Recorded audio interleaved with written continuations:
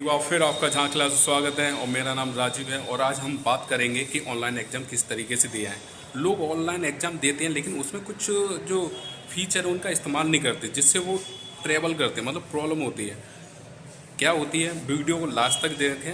और मैं इसमें कुछ ऑप्शन नए हैं जो आप यूज नहीं करते, उनके बारे में बताने वाला हूँ। तो चलते हैं स्क्रीन पर, वीडियो को बिल्कुल एस्केप ना करें। जो पहली बार आए चैनल को सब्सक्राइब करें, ठीक है। सबसे पहले आपको इस तरीके का इंटरफेस मिलेगा, जहां आप बैठे होंगे। यहाँ आपका रजिस्ट्रेशन नंबर होगा और यहाँ पासवर्ड डालना होता है। तो कुछ कॉल लेटर में पासवर्ड मिले हुए होते हैं, नहीं तो आप डेट ऑफ बर्थ यहाँ डालेंगे। नहीं आए तो इन्विजिलेटर से पूछ लें। वैसे कुछ होता नहीं है, डेट ऑफ बर्थ होगी या पासवर्ड आपके कॉल लेटर पर मैंसन होगा, ठीक है। ये चीज़ आप देंगे। साइन इन तभी करेंगे, मैसेज आएगा या वो बोल देगा। और यहाँ आपको अपना फ़ोटो देख लेना है कि क्या ये बाकी मेरा फ़ोटो है या नहीं, ठीक है। तो यहाँ अपना नाम भी देखना है, फ़ोटो भी देखना है। और यहाँ आपका सिस्टम नंबर होगा जो आपको अलॉट होगा। अब साइन इन करने के बाद क्या होगा, इसको इस तरीके का इंटरफेस आएगा।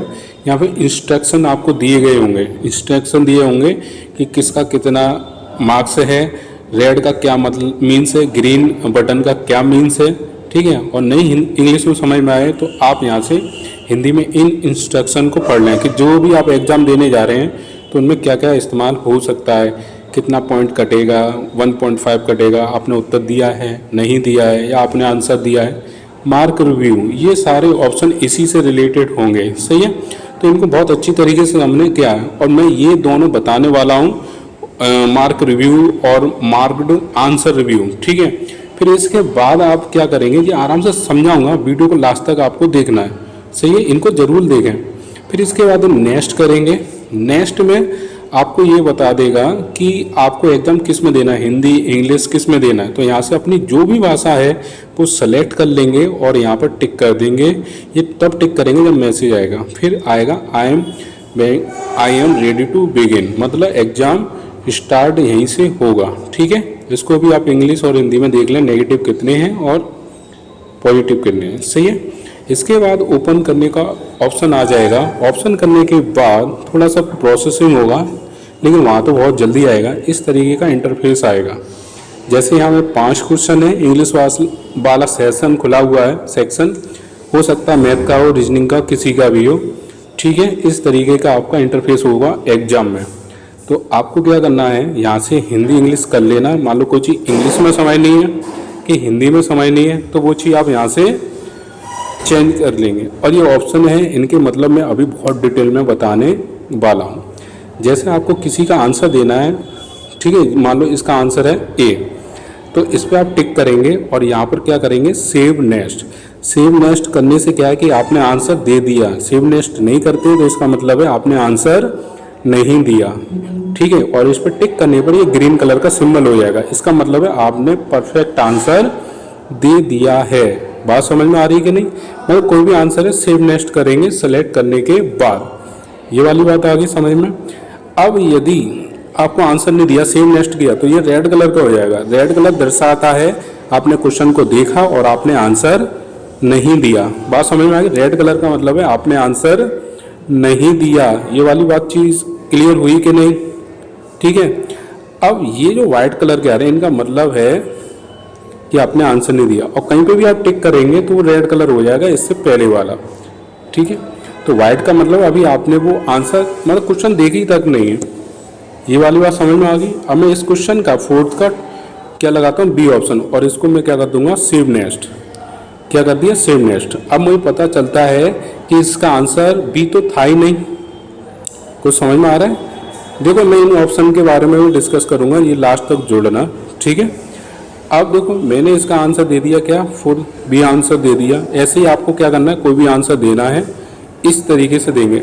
मैं दोबारा फिर गया, आपको फिर दिखा दूँ, ये बी पे आ गया, ठीक है। सेव नेक्स्ट करना जरूरी है, वो सेव हो जाएगा।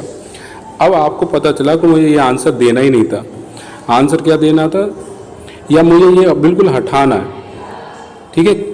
मान लो ये ऑप्शन हटाना है, गलत टिक हो गया, तो क्लियर रिस्पॉन्स पे टिक करेंगे, कर दिया। अब सेव नेक्स्ट देखो, आपने अभी भी वो आंसर आप देख रहे हैं कि ग्रीन चल रहा है क्लियर रिस्पॉन्स करने के बाद, लेकिन सेव नेक्स्ट करना जरूरी है। देखो अभी भी वो आंसर दे रहा है ग्रीन कलर का, ठीक है, और कहीं पे भी टिक कर दो, वो अभी भी आंसर ही मानना है। वो देख रहे हो आप, देखो ग्रीन है, अभी अभी आंसर है, आपने ऑप्शन हटाया ही नहीं है।